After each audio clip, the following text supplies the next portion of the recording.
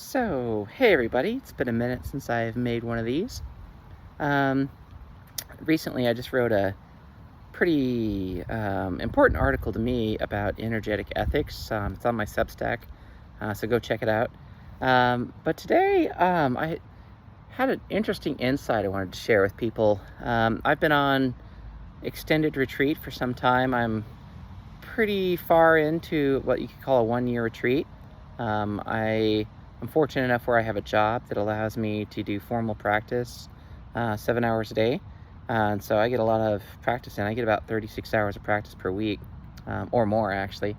So I get a lot of insights. I get often about, I don't know, probably a pretty major, big insight into life, the universe, and everything, and myself, several times a month, actually, at the rate that I've been training.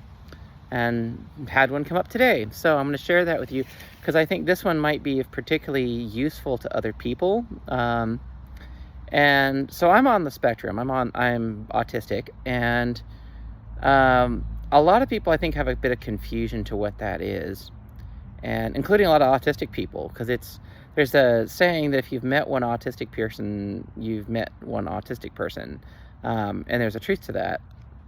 And in kind of understanding some things about myself in relation to other people today, and linking that to a few other insights I've had, I think I kind of clicked a big picture thing.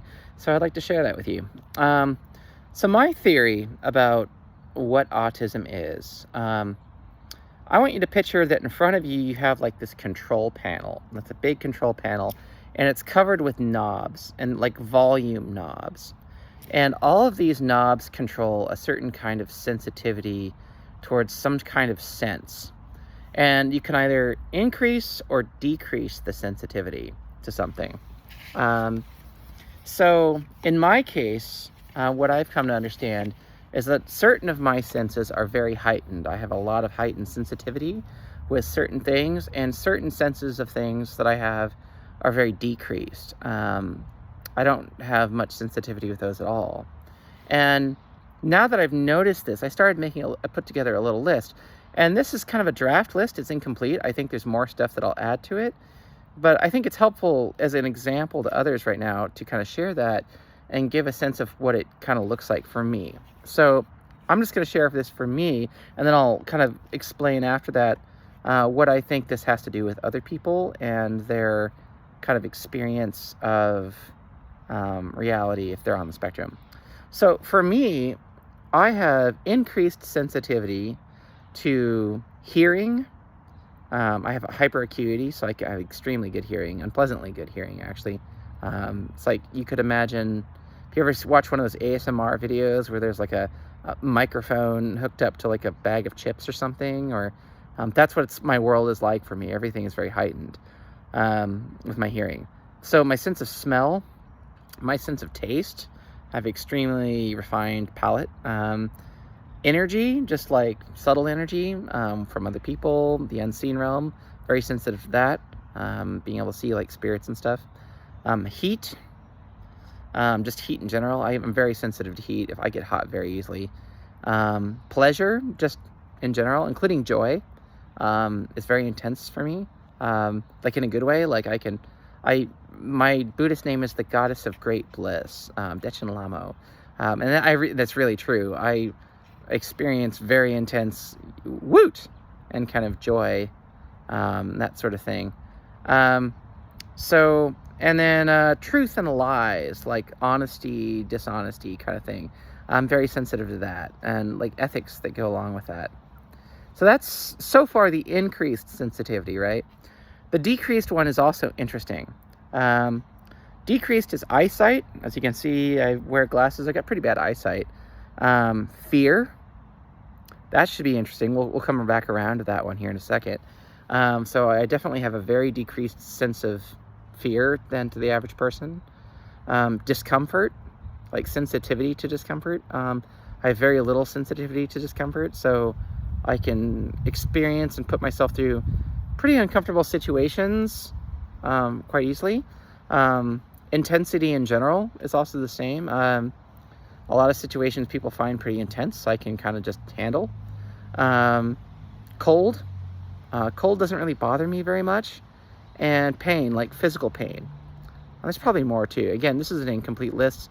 I just threw this together this evening, so I probably haven't scratched the surface yet. So there's something important here, I think, that's kind of interesting. What led to all this is specifically the one related to fear, and I think to some lesser degree, discomfort. It's been my experience that the average person, their baseline level of fear is like a lot higher than mine. Like if mine's down here, theirs is like way up here. And what that means socially is that for most people, there's a whole lot of like social expectations and customs and rules and just ways of interacting with people that are based around this kind of like mutual understanding that everybody finds life a bit intimidating and scary and all kinds of things to be a bit intimidating, and the empathy that comes from relating to one another with that. And because I don't experience things that very, like, I don't experience fear very intensely, it's very easy for me socially to just do a lot of things that, and not just socially, but just in general in life, to do a lot of things that a lot of people find very intimidating. So a good example is a lot of people they don't want to be sort of the nail that sticks up socially. There's like a Japanese saying, the nail that sticks up gets hammered down. So people don't want to be like a burden on others. They don't want to speak up about their own needs. They may not want to ask for something, or they might be afraid to ask for something that they need because they feel like they don't want to inconvenience someone else. They find that possibility very intimidating, very scary. I don't think that way. If I need a thing, I just go, oh, I need it's, for me, if I need something and it's just a matter of fact, it's like I've run out of staples in a stapler or something. I don't even give it a second thought. It's like, oh, hey, can I get some more? I need some more staples. Versus another person, I think they might experience like they're in a room with people and everybody's staring at them and they're like, please, sir, can I have some more staples? And it's like this really intimidating thing. And I'm not making that joke, by the way, to kind of make fun of them or diminish their experience. For people who that's very intimidating, that their experience of that is real. Like, it's very terrifying for them sometimes, for a lot of people, to speak up about their own needs. But because it's easy for me to do that, to just ask for something that I need, I think sometimes I can come across as like selfish to other people, or like even in the Buddhist world,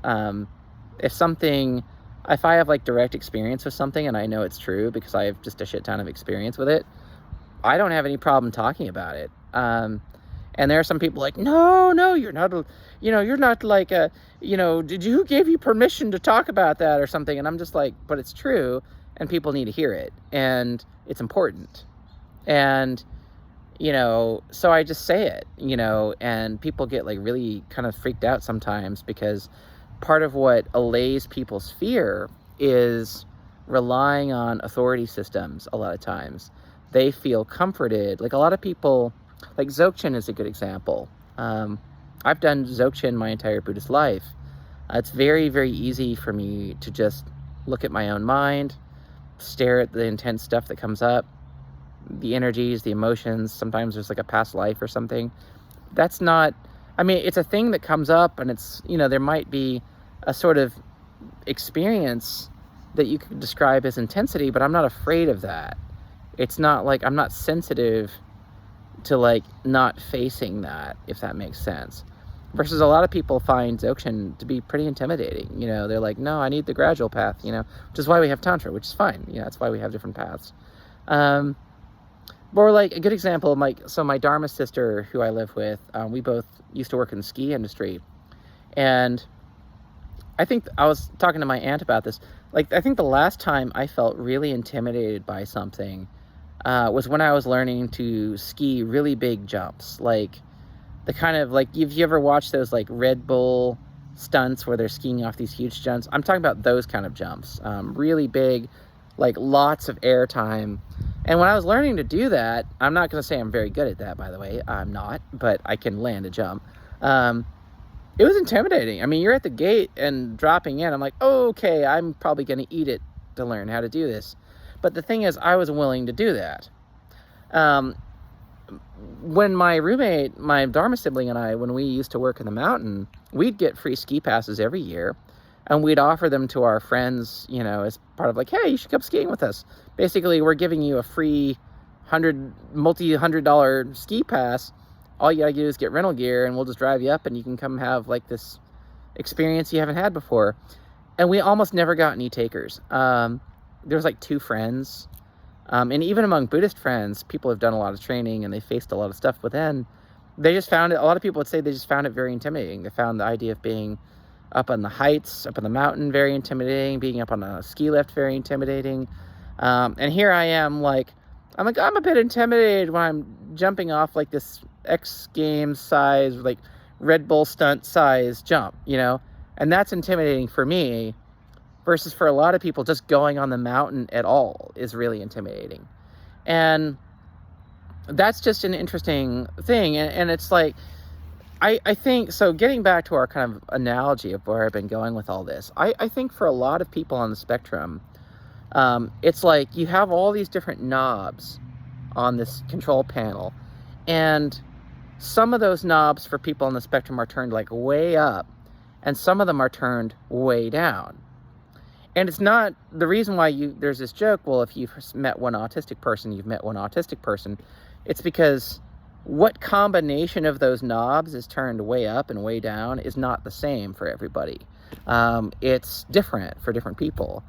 Now there are people like tetrachromats, you know, and I'm not saying they're on the spectrum, but like it's an example where most people have like 3 receptors in their eyes to see red, green, and blue light, and that's all we can see. We perceive yellow as a combination of red and green. But for tetrachromats, they actually have a native yellow receptor in their eye. And so for them, their entire experience of color is completely different and enhanced than the average person. I had a friend who is on the spectrum, and she had I can't remember the name of it. It's the thing where you can actually see sound. Like she would have, I forget what the term, somebody in the comments will probably know. You can post it, if you know the name of that, post it in the comments below. But like, she'd hear sounds and she'd get visual images from the sounds. So for her, both sound and visual spectrum was very enhanced for her. And this is why you'll see these, kind of videos and stuff of autistic kids. You can understand why people would have a meltdown, because like, I'm sensitive to sound, but some people are even more sensitive than I am. And if you could imagine like going into some place where there's a lot of noise, a lot of different sounds and everything, your whole world is like there's a little like contact mic or pickup mic attached to literally everything that could make a noise. The road, the cars, the wind, the birds, every blade of grass you step on, everything. And, your entire world is just this cacophony of like ASMR chip bag noises, Like I tell people I'll eat a nut thin or like a potato chip, and it's like a car wreck is going off in my head. It's just incredibly loud. I still like them, by the way. But it's just loud. I wear like noise canceling earbuds and stuff like a lot of times just to kind of like the opposite of a hearing aid, basically, because just so I can, quiet the world a little bit.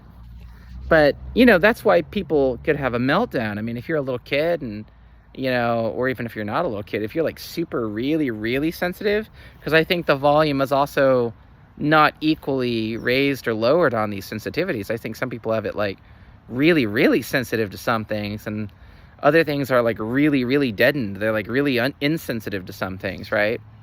And so you could see how somebody would melt down from that. You're just overwhelmed by, in this example, like I was using sound, there's sound everywhere, and you see like videos of the kids, like they're holding their ears and they're screaming or whatever, and they're just like crying because, they're overwhelmed, right? They're like, it's like, it's super intense and overwhelming for them. And like, likewise, the other things were like stuff that like might be really scary to somebody, or really intimidating or really uncomfortable for them. I can just do it. Like, I don't even have to think about it. Like, I just do the thing. a lot of a challenge to Buddhist practice. One of the reasons I think I'm really good at it, and why, I can just do practice 7 hours a day, is because it's really easy for me to just look at my own mind. It's not intense to me. It's not intimidating. It's fun, actually. I enjoy it. I really enjoy it.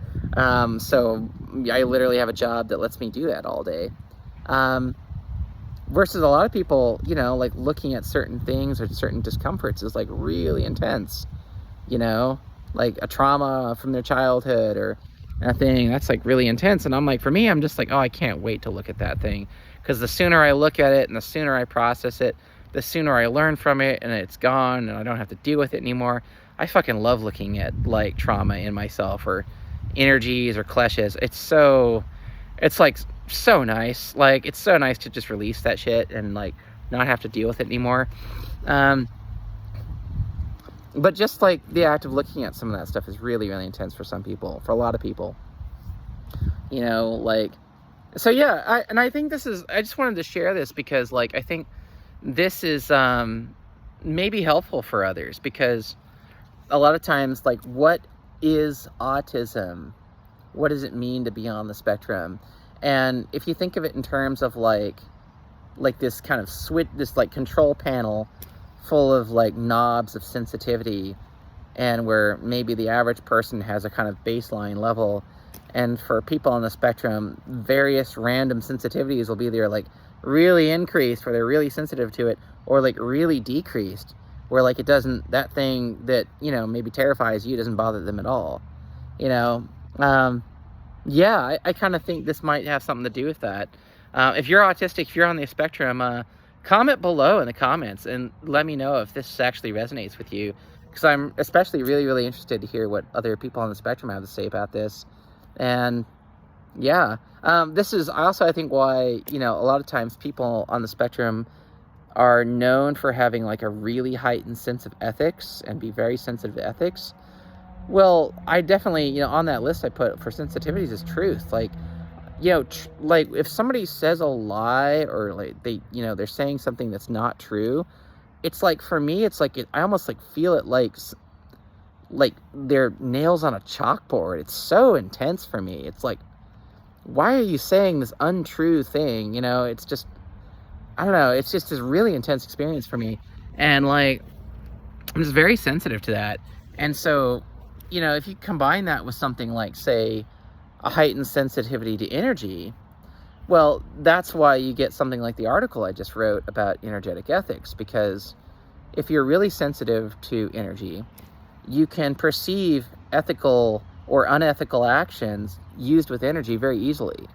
You can perceive that much more easily than someone who is less sensitive to that. And so, I wrote this article that came out of like years of discussion with my Dharma sibling about this topic. But yeah, no, I mean, I hope this is helpful for people. So yeah, like and subscribe, the whole Facebook thing, or, YouTube thing, excuse me. Yeah, I don't know, maybe I'll post this on Facebook Shorts or something. It's not really a short, it's like 20 minutes now, but anyway, like and subscribe if you like this. Comment below what your thoughts are. I'm really curious what people think about this, what their experience is. But yeah, I thought that might be helpful for some people. It's sure as hell helpful for me, because the thing about it now is, now that I'm aware of this is a thing, I know what to look for. I can make a checklist of like, oh, here's the list of things I'm more sensitive to, and here's the things that I'm less sensitive to, and I can like know what they are and know to look for stuff like that, and then I can just tell people. And I think that's really helpful. That's like a life-changing thing for me, because it's like, if I didn't know, I genuinely didn't know or didn't realize in like this clear way that like kind of clicked, that so many people's just baseline level of fear is just a lot enhanced than where I'm at. And, like, I'm just like, walking into a fire like it's nothing, and they're like, oh my God, Deshin, holy shit, that's really intense. And I'm like, what? It's just it's a fire, what are you talking about? Like, it's just like, it's a It's a ski jump. What? It's just like a Red Bull size ski jump. I don't know. It's fun, you know? It's a great time. I had a great time. You know, this view is great. It's blue sky day. And then just like, holy shit, that's really intense. I mean, in hindsight, you know, hindsight's 2020, right? So, you know, we can't really, but like I think there's more things for me that I'm going to add to this list. So, yeah, if you know what some of your sensitivities or desensitivities are, comment them below. Comment what you think about this. I'm really curious to think. All right, that's it for today. I hope you guys have a good one. Oh yeah, and as always, let's dedicate the merit. Gewadi nirdidak zokpatin padukrane joachigam malipa de salagopar shok. By this merit, may we quickly achieve the state of Ati Yoga, of Dzogchen, and through this may all beings be placed on this level. All right, how much the Buddha, how much the Dharma Sangam. See ya, bye.